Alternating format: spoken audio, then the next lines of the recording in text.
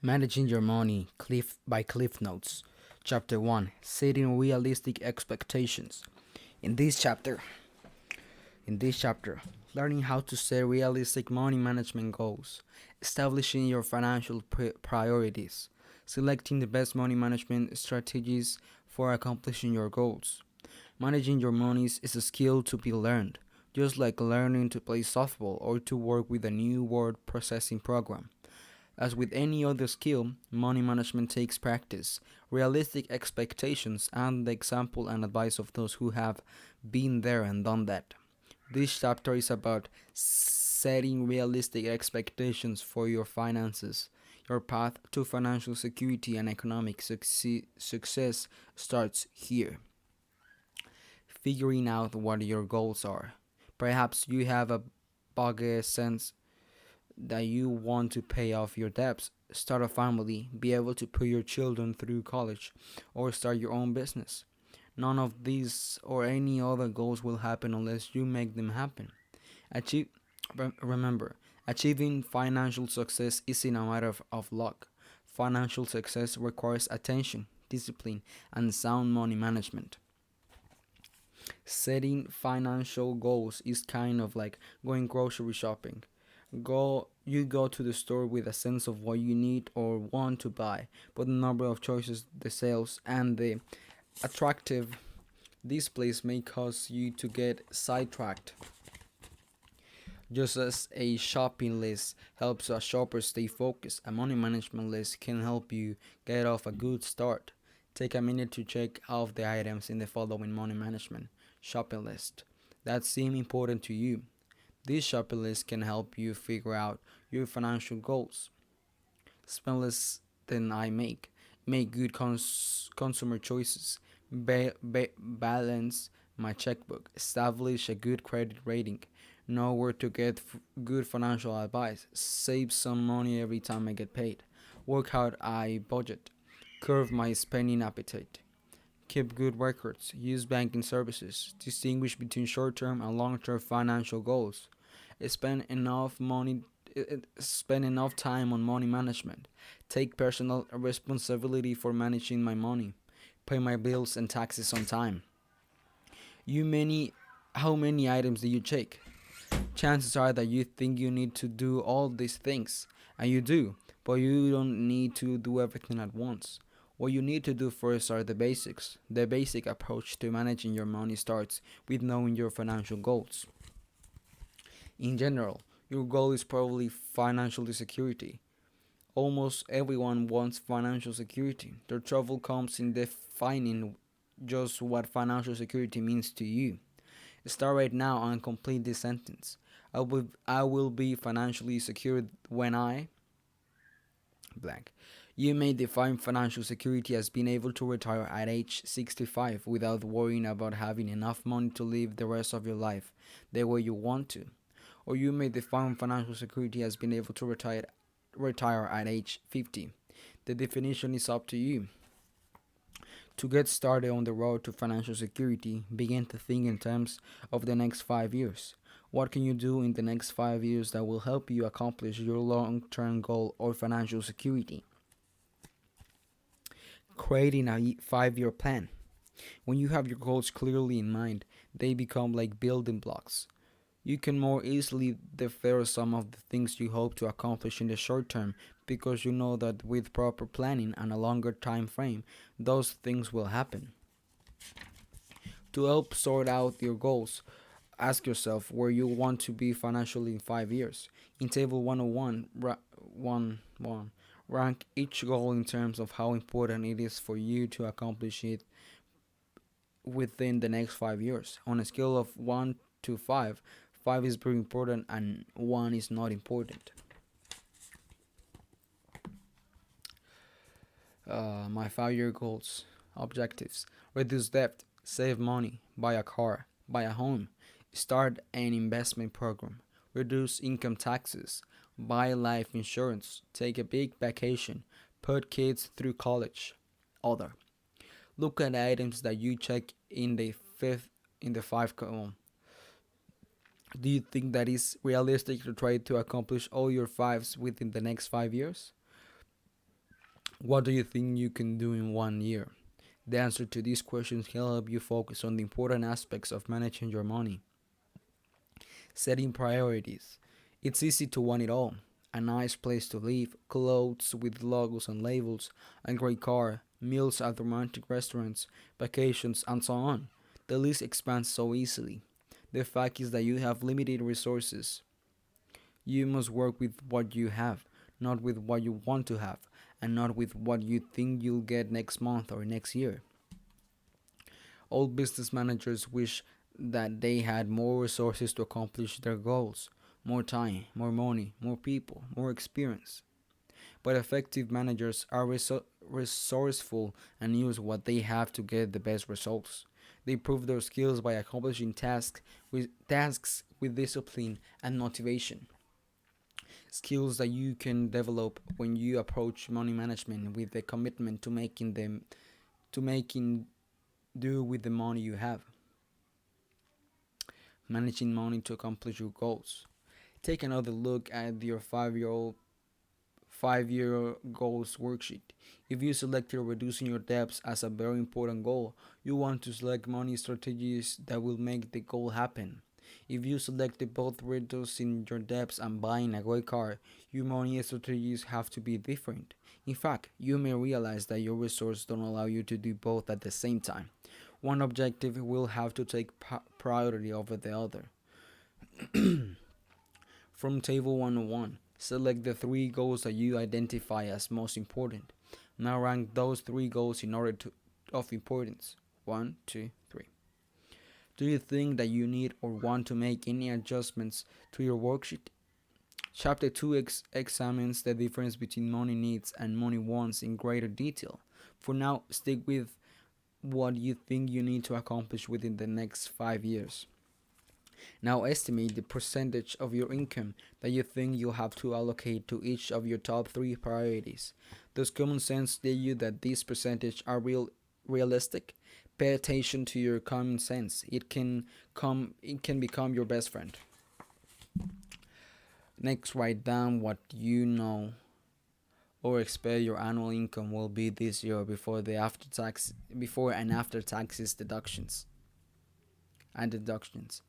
Remember, your gross income is your earnings before taxes and deductions get taken out of your paycheck. Your net income is your take home pay, your earning after all taxes and deductions. Your net income may seem like a lot of money, or it may seem like a pathetically small amount. In either case, as the manager of your money, you start with this amount. Think now about the annual increase that you can realistically expect if you stay with the same job for the next 5 years. In a way, the size of the increases doesn't matter. What does matter is that you accept the realities of your situation and manage your money accordingly.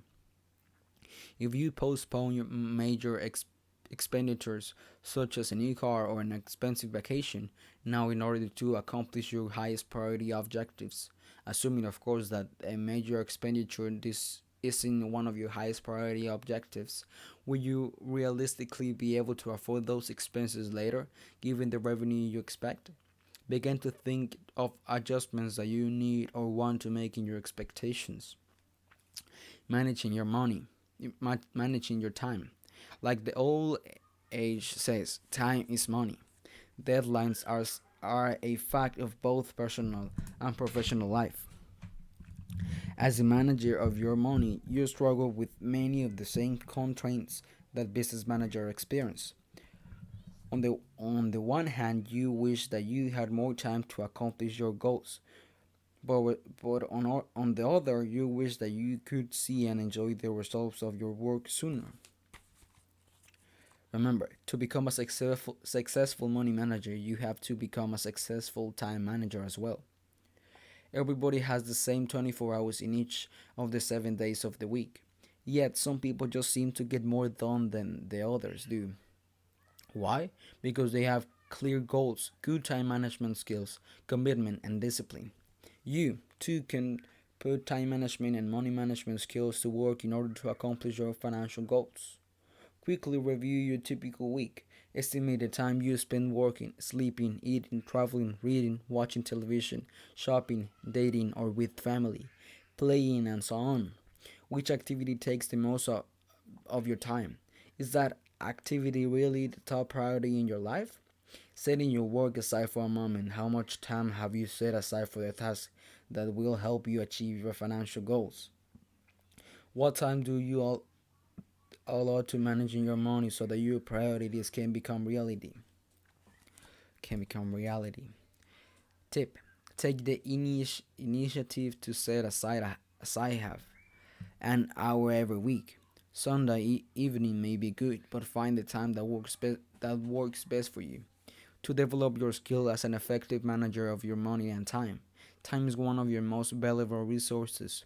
You can spend that half hour doing any number of things. Consider the following.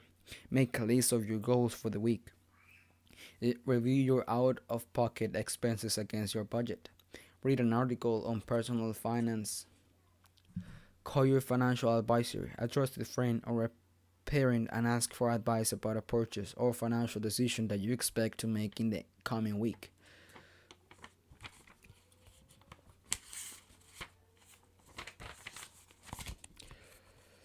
Evaluate your money management performance over the past week and give yourself a grade. Target one area of improvement.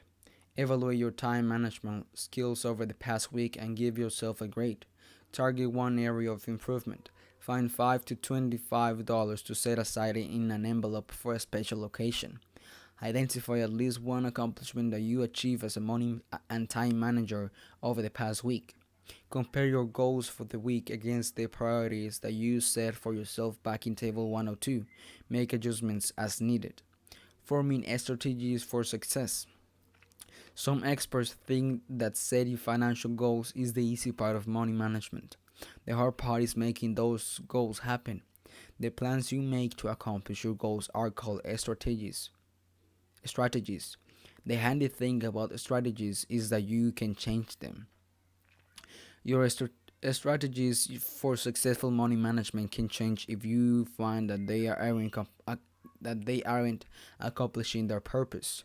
Just as a business manager has to make adjustments to respond to one problem or challenge after another, you can become skillful in making a strategic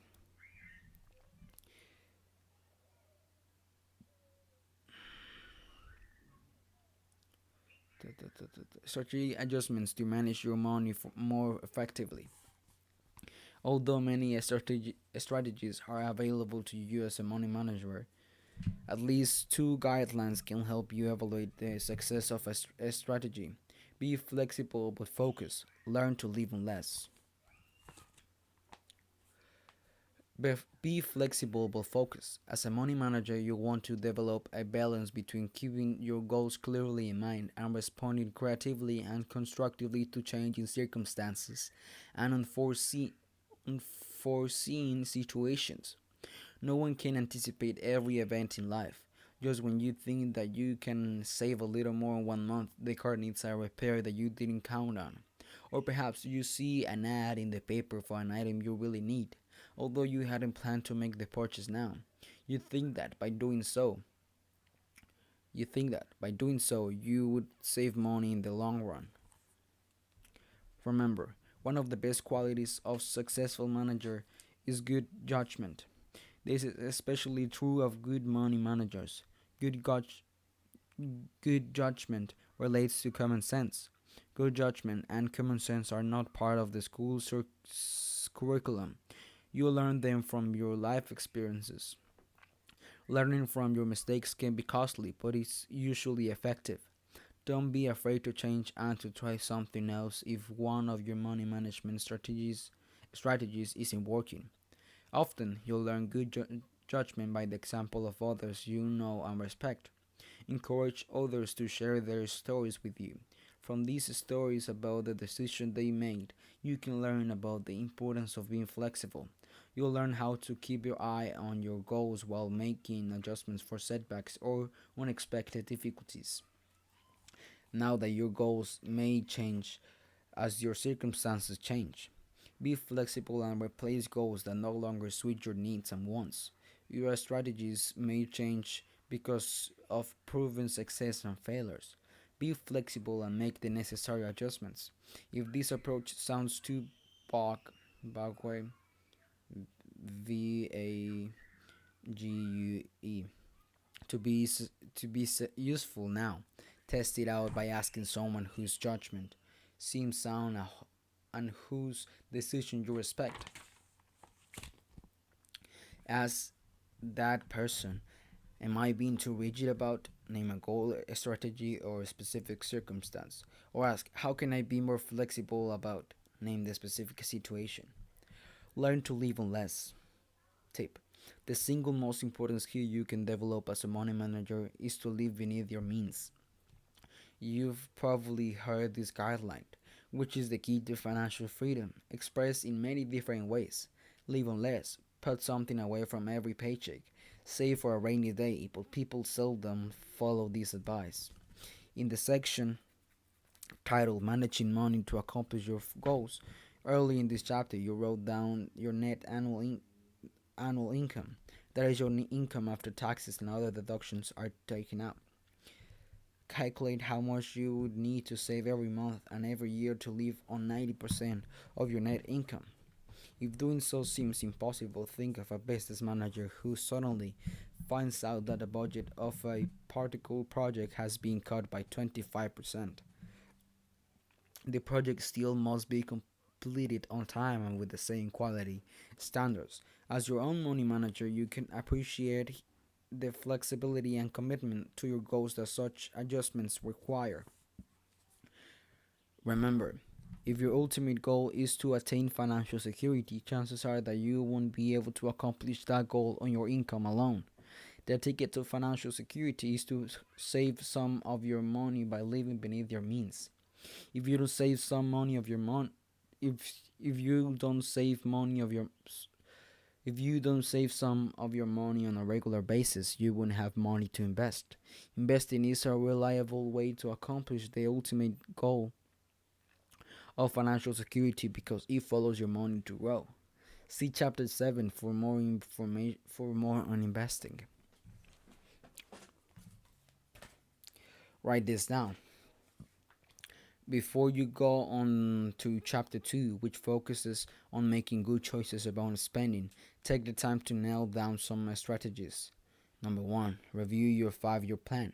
Add to that list of your goals any even longer term goals that you have, such as saving for a child's college education or starting your own business. Number 2, decide what you consider to be your most important long term financial goal, something you hope to accomplish in 5 years or longer. On a blank sheet of paper, write down this goal and label it Goal A. Number 3, write down what you consider to be your most important financial goal for the next 2 to 5 years.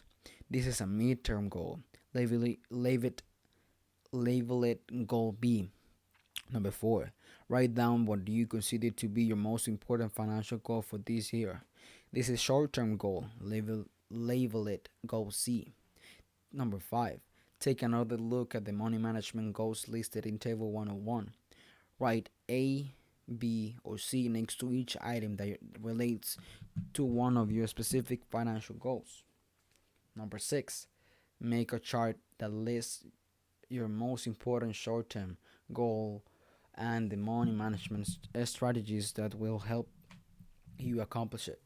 Do the same for your midterm goal and your long-term goal. Number 7, put your chart of A, B, and C goals strategies on the refrigerator door so that you're reminded of them every day. Remember, classifying each goal as a short-term, mid-term, or long-term is important because it provides your financial strategy with direction.